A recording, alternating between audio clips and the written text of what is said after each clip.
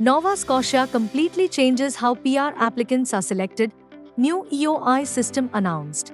Breaking immigration update from Canada, Nova Scotia has officially overhauled its entire PR selection system.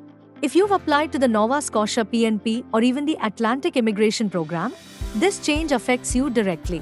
Starting 28 November, the province has shifted to a full expression of interest model, meaning every application you submitted is now treated as an EOI, whether you filed it yesterday or months ago. This move brings Nova Scotia in line with most other provinces across Canada and dramatically changes how candidates will be selected for permanent residence. What exactly changed? Before this update, applicants submitted complete applications that were assessed one by one, approved or refused. Now, under the new EOI system, those full applications simply enter a central pool. The province will conduct periodic draws and pick the EOIs that match Nova Scotia's labour market needs at that moment.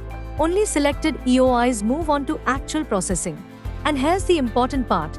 Having a case ID or meeting eligibility criteria no longer guarantees your application will be processed. This also applies to endorsements under the Atlantic Immigration Program. So if you're an employer or candidate under IP, your file is now part of this new selection pool. Who will Nova Scotia prioritize? This shift lets Nova Scotia direct its limited nomination allocation to the sectors it needs most. The province has already listed its current priority areas: healthcare, construction, skilled trades, STEM, natural resources, manufacturing. These priorities can evolve at any time, depending on labor shortages, economic demands, and provincial strategy. So if your experience aligns with any of these sectors, your chances of being selected from the pool may significantly increase. How will the new EOI process work? Here's the simplified version. You still submit a complete application, just like before. That application is now treated as an EOI and placed into a pool. Nova Scotia conducts draws from that pool when needed. If your EOI is selected, you will receive a direct notification that your file is moving forward. If you're not selected, your EOI just stays in the pool. No news means nothing has changed. Selection depends on multiple factors, including current provincial priorities, remaining nomination or endorsement allocations, volume of EOIs in the pool, program integrity or fraud prevention requirements. Being selected simply means your application enters processing. It does not guarantee approval. Why is Nova Scotia doing this now?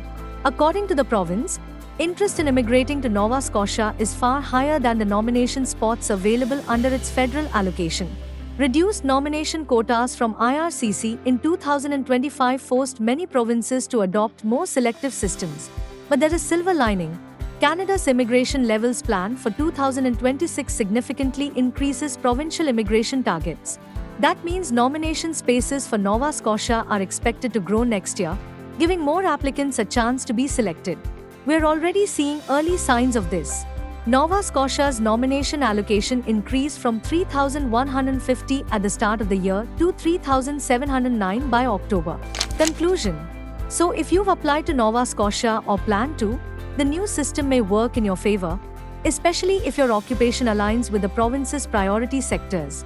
The EOI model adds more competition, but also more flexibility for Nova Scotia to select candidates who truly support its economic needs. This is the end of today's video update. We hope you found it helpful. Thank you for watching.